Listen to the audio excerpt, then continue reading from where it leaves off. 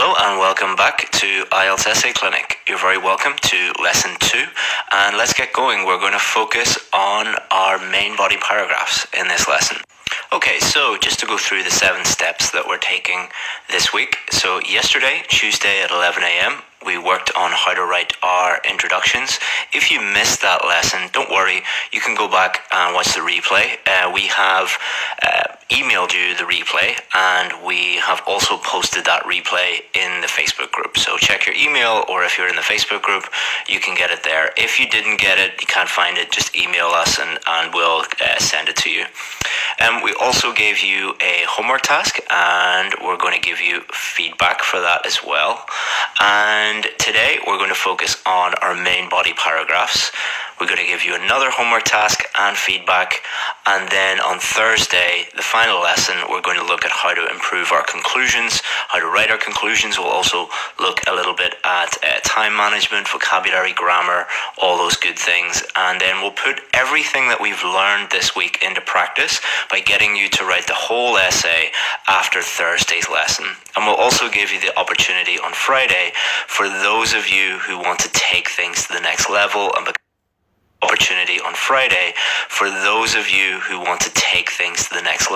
become a VIP, we will have a special offer for a VIP course. So, homework feedback. I've put all the feedback together in one PDF document. I thought this was the best way to do it, the most efficient way to do it, and I just think it's nice to give you guys an extra little free gift. So I've put it all together in one ebook for you. You can use this to check your work and improve your homework tasks. So check it out, look at all of the advice in the feedback document, and then you can use that and apply that to your homework tasks. And you can download this at the end of the lesson. So at the end of the lesson, I'll give you a special link where you can download that PDF. So today we're going to look at how to use our introduction as the foundation for the rest of your essay. We're going to show you in detail how to write a main body paragraph. We're going to look at topic sentences, explanations, and examples. And then finally give you a homework task. The homework task will be to write some main body paragraphs. So just to remind you, there are 5 different types of question. We are just focusing in this short course on double questions because we don't have time to look at all of them in detail, and it's important that you look at them in detail. So the stuff that I'll be teaching you in this lesson is only applicable to double question. Just to quickly mention, because thousands of you have emailed us and asked us about getting access to the VIP course. We will have a special offer when the results come out on Friday. So basically, how we offer places on the VIP course is we don't offer places until our existing students get the scores that they need. Every Friday, the results come out, and every Friday, some of our VIP students get the scores that they need. So there will be places available on Friday, and we will give you a special offer. But let's focus on this free course first, and on Friday I'll give you all the information that you need. So just wait until Friday if you have any questions about the VIP course. So let's remind ourselves of the structure that we're going to use. So 4 paragraphs. Our introduction, we looked at that already. Tomorrow we're going to look at our conclusion, and today we're looking at our main body paragraphs. And what we're simply going to do is, in the first main body paragraph, answer the first question, and then the second main body paragraph, answer the second question. There's no marks for extra paragraphs. There's no extra marks for any fancy structures or anything like that. We just want to keep it really, really simple. And that is why our students get such high scores, is because we break it down and make things as simple as possible. So let's remind ourselves of the practice question. Many working people get little or no exercise either during the working day or in their free time and have health problems as a result.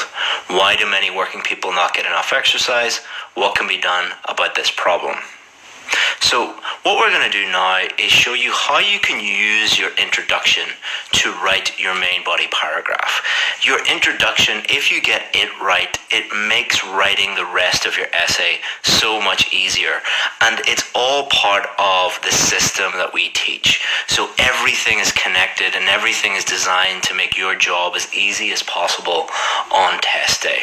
So this is the VIP sample introduction. Sorry for all the different colors, but I just want to make it as clear as possible what I'm trying to do here. So as a consequence of getting minimal exercise, either while at work or when they are off, employed people suffer from health issues. So this is their paraphrase. This is because of a lack of time. So this is them answering the first question. In black, this is their first main idea.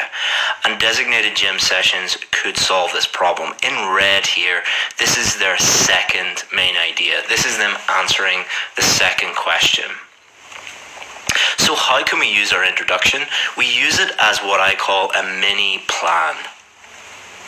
So the first main body, we're going to talk about a lack of time. And the second main body, designated gym sessions, could solve this problem. So if we go back to the question, or to the introduction, this is because of a lack of time. So you know exactly what you're going to write in your first main body paragraph. You're going to talk about this. And then designated gym sessions, this is what you're going to write about in your second main body paragraph. So this is going to mean that you are totally focused on the correct thing to do, because you can use this as a mini plan.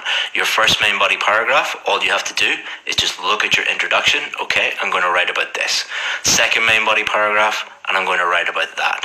So that makes it easy for you, and then easy for the examiner to understand exactly what you're doing. Because remember, we are just trying to help the examiner, clearly communicate with the examiner. So when they read this, they are expecting the first main body paragraph to be about this, and the second main body paragraph to be about this. So it's just like a little mini plan for the rest of your essay. So let's look at a little bit more detail now about what is in the main body paragraphs. And these are the most important parts of your essay. So the introduction is really important, your conclusion is really important, but the main body paragraphs are the most important part. This is where you make your reasoned argument. This is where you say, this is what I think, and here is me giving my reasoning of why I think this. Your reasoning is often referred to as idea development. So a really good essay, a band 7, a band 8, a band 9 essay, doesn't just have a list of ideas in it. What it has is it has a limited number of ideas, but those ideas are fully developed. So idea development, developing ideas, your reasoning, these are all the same thing. And there are three elements of a main body paragraph. Again, what we do at IELTS Advantage is break things down into systems. Break it all down to make it easy for you to understand and easy to do on test day. The first element is your topic sentence. And what your topic sentence is just your main idea. You are helping the examiner understand the main idea of your paragraph by saying, this is my main idea, this is my viewpoint. Then your explanation or your reasoning, and then your example, your evidence. So instead of thinking about idea, explanation, example, you can think that way, but a better way of thinking about it is your main idea and your reasoning and your evidence. And this is not 3 sentences, this is 3 elements, okay? So let's take the first element, your topic sentence. So it tells the reader what the paragraph is about, again, helping the reader. Think of it as a flag or signal telling the reader what the main idea is. And should be short and simple, does not need to be a complex sentence.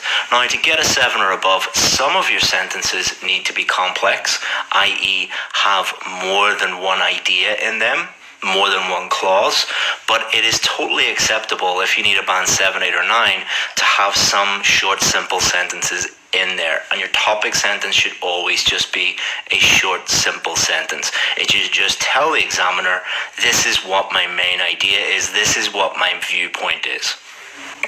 So, as always, we have asked our VIP students to help you guys out. So let's have a look at theirs. So this is the question, and we're just going to focus on the first part. Why do many working people not get enough exercise? So in their introduction, they said this is because of a lack of time. This isn't their full introduction. It's just a very short summary of it. And this is their topic sentence. A hectic lifestyle leaves most working adults with little time for working out. So they've taken their introduction, their main idea in their introduction, and they have put it into their topic sentence. And what this topic sentence does is it is just a short, simple sentence that says, this is what I think about this question. This is the main idea that I think answers this question. This is the viewpoint that I have about this question. So if you just ask somebody, why do many working people not get enough exercise? And they said, a hectic lifestyle leaves most working adults with little time for working out, you would know exactly what they think about that question. So short, to the point, this is my main idea. Now, many of you might be worrying, oh, well, is this not repeating the same thing? So this is a very common misconception. I don't know why some teachers do this. I think that it's a misunderstanding about what the examiners are looking for. So many teachers say, don't repeat any ideas. That is wrong. It is fine to repeat ideas. What you should avoid is repeating the same vocabulary over and over and over again. You should try and vary your vocabulary if possible. If you can't vary your vocabulary, as we've seen in lesson 1, it's okay to repeat some words sometimes, but I think a lot of teachers get confused about this, and then they teach their students never repeat an idea. And that is bad advice. Why? Because if you have different ideas in your introduction, and then different ideas again in your main body paragraph, and then different ideas again in your conclusion, that is not a cohesive essay. That is not a coherent essay, and you're being judged on your ability to write a clear, coherent, cohesive essay. In fact, that is 25% of your total mark. So do not worry about repeating the same idea. Just try and use different vocabulary if possible. So now we know how to write our topic sentences. Next, we need to write our explanations. So think of explanations as reasons why you believe your main idea or why you think your main idea is correct. So if somebody said to you, well, why do you believe that? Why do you think that it's correct? What would you say? Well, you would explain yourself. Remember that you are providing the reader with a reasoned argument. You cannot just state the idea and expect them to fully understand it. You cannot simply state a main idea and hope it is developed by writing some random ideas. Remember, the purpose of writing is clearly communicating with the reader. So make sure that you are doing that by explaining your reasoning behind your main idea. Sorry if you can hear my little boy in the background. It's Sunday, so it's hard to tell him to be quiet on a Sunday. I'm working from home today, so sorry about that. So why do most people not provide explanations? So a big reason when we talk to our students and say, well, why did you not explain that? They say, well, the examiner knows what I mean, or people would just know what I mean. I don't need to explain that. So a good example would be if you said you should wear a mask to stop the spread of coronavirus.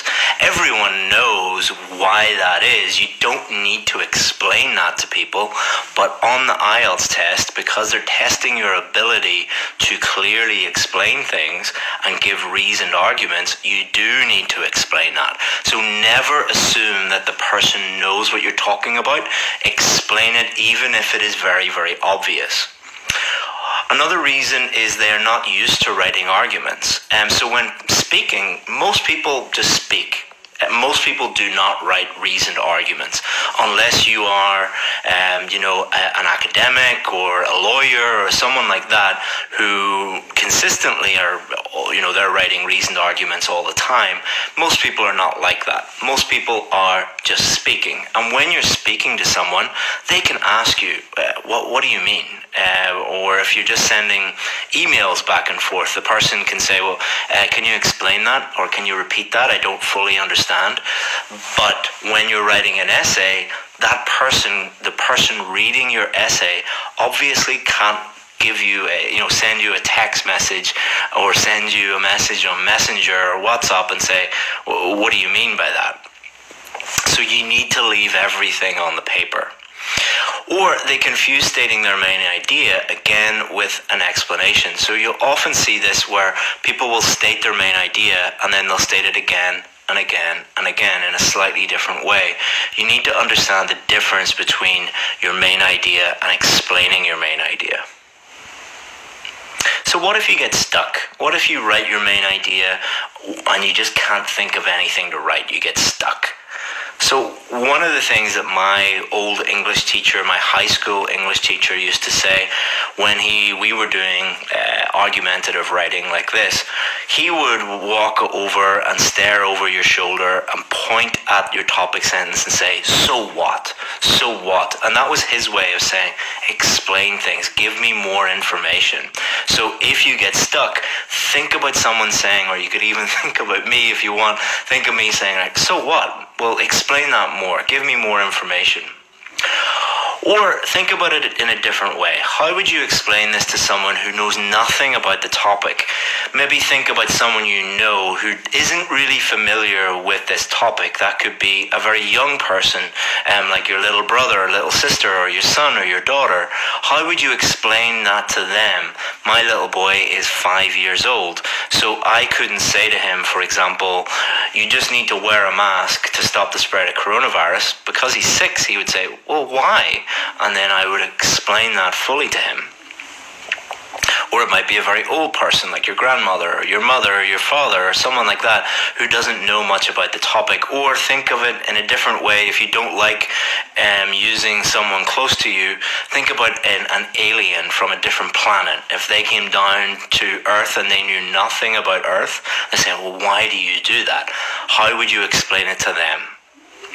Or if someone completely disagreed with you, how would you convince them? If you were having an argument with your husband or your wife or your boyfriend or your girlfriend or your brother or your sister, and they totally disagreed with you, and you were having a healthy, friendly argument with them, what would you say to them? Put yourself in someone else's shoes.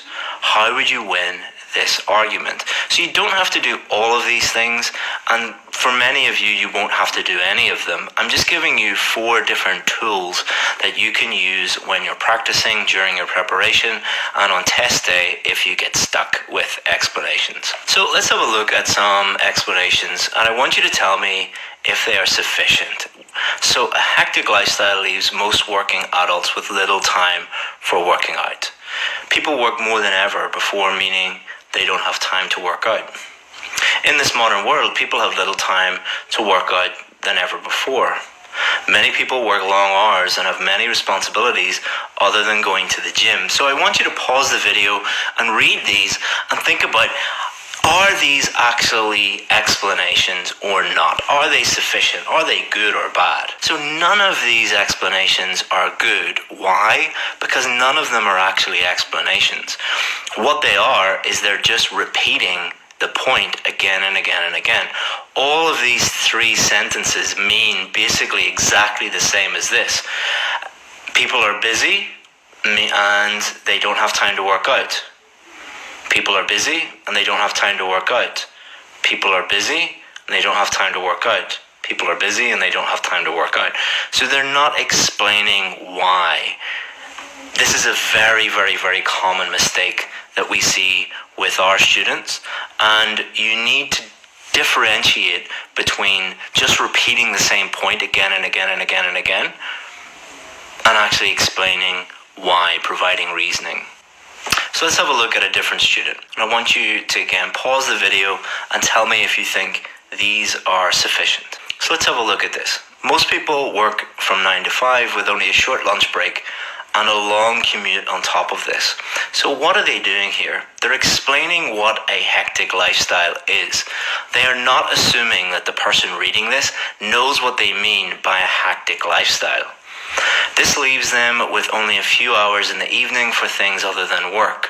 What are they doing? They're explaining why a hectic lifestyle means that people don't have time.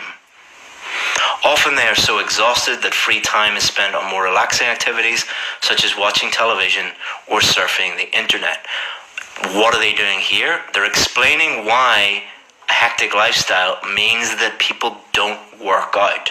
So this is all part of one very good explanation. So compare it with this.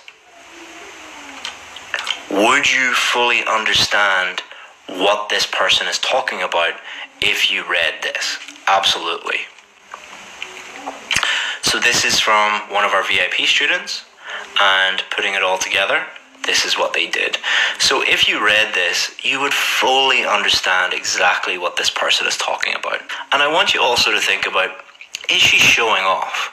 Is there any complex ideas or complex structures or complex grammar or complex vocabulary in here? No. What is she doing instead? She is clearly communicating with the reader.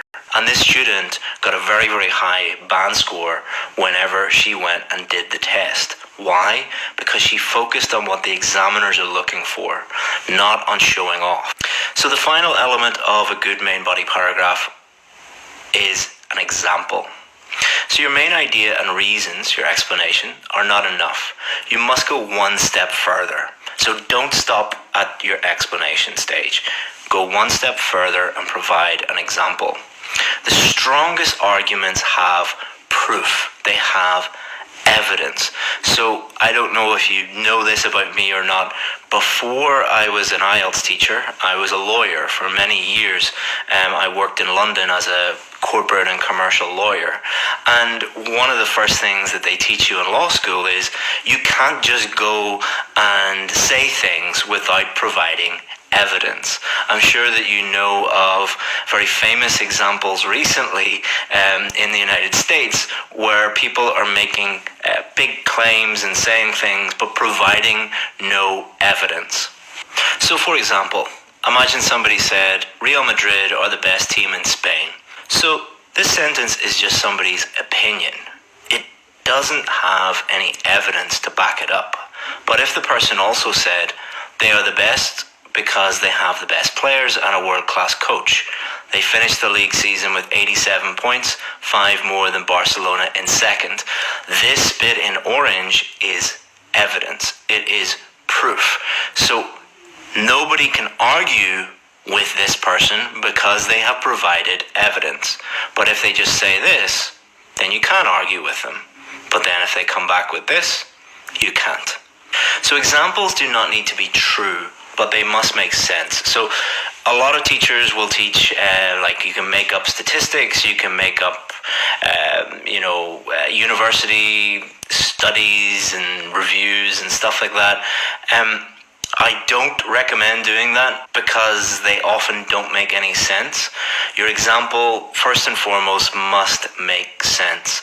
You should only really make up statistics and make up things if you have no other choice. So it's okay to make them up, but only if you have no other choice. And if you do, make sure that they make sense. So however, it is best if they are true. Avoid using research and statistics because they often will not be true. Again, if you were arguing with someone, what evidence would you use to prove your argument? So instead of thinking automatically, what research and statistics can I make up? If you were arguing with someone, what proof would you provide? Normally, you will be able to think of very strong evidence immediately if you ask yourself that question. You should also avoid using personal examples. They do not normally prove the general point. What do I mean by this? Well, I once had a student who said, gave a really good example. They said, I have 5 brothers and no sisters. That doesn't mean that only males are born. So if you said as a personal example, I have 5 brothers and no sisters, that doesn't mean that women don't exist. That doesn't mean that women only have newborn baby boys. So you might have a personal example that seems very, very strong, but it is too personal. It doesn't prove the general point. try thinking of a personal example and then making it more general. So if you can think of a personal example, I'm going to show you how you can turn that into a very strong general example. Don't worry if that's a little bit confusing. I'll show you how to do it now. This will help you think of an example and then make it stronger. So for example, my grandfather smoked 40 cigarettes a day and he lived until he was 100, so smoking is fine.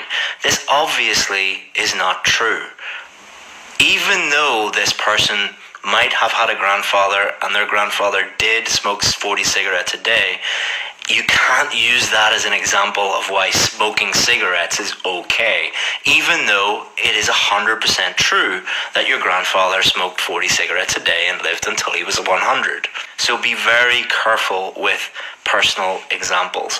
What you can do instead is take your personal example and make it more general.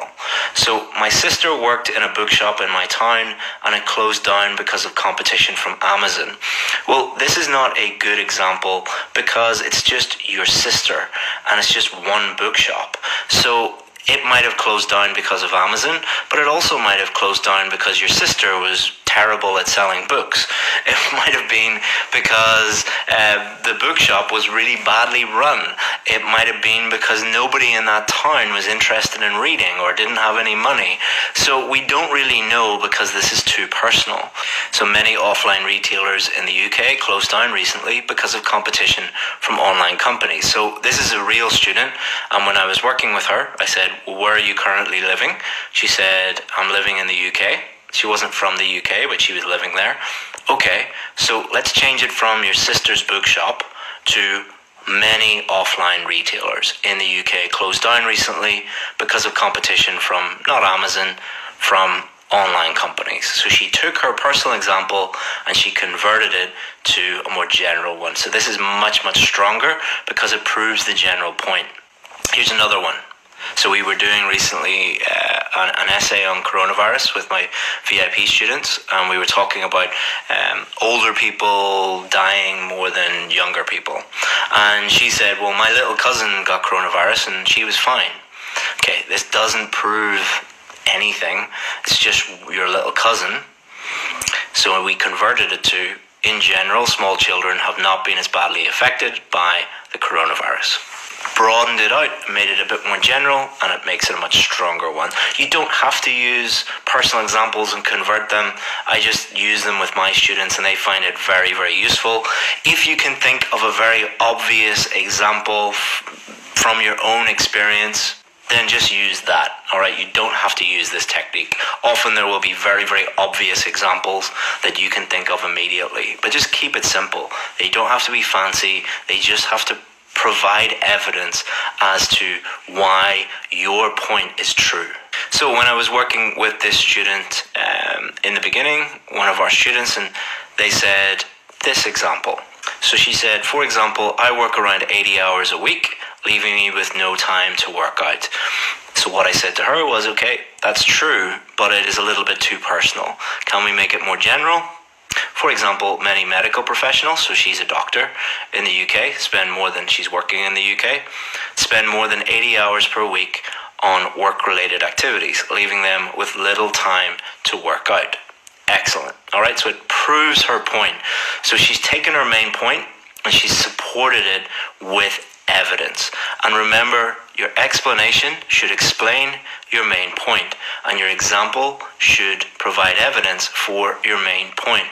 Don't give an example that's totally unrelated to your main point, or you're just talking generally about the general topic. Everything should prove the main point. And this is a very, very effective main body paragraph because it has a short, simple topic sentence that clearly states the main idea. They have fully explained how their main idea answers the question, provide a reasoned explanation, and then provided very clear, strong evidence as to why it is correct. And now it is your turn to do the same thing. So here is your homework task. Nowadays, museums and historical sites are mainly visited by foreign tourists instead of locals. Why is this happening? What can be done to get locals to visit museums and historical sites more. Look at the question below. Follow the steps outlined in this lesson. So think about the 3 elements: your topic sentence, your explanation, your example, and write a main body paragraph for the first question. Don't worry about the second one, just write one for the first question. So the rules: only post tasks below this video. Please don't email them to us. There's more than 40,000 people doing this short course right now. We cannot look at 40,000 main body paragraphs. I'm sorry. Please do not demand that we look at your work. And global targeted feedback will be provided at the start of lesson 2. If you want the PDF document that has global targeted feedback for the first homework task, click in the top right hand corner and that will automatically download the PDF document to your device. Have a look at that and you'll be able to give yourself some great feedback. Thank you very much for your precious time. If you have any questions, you need any help, feel free to send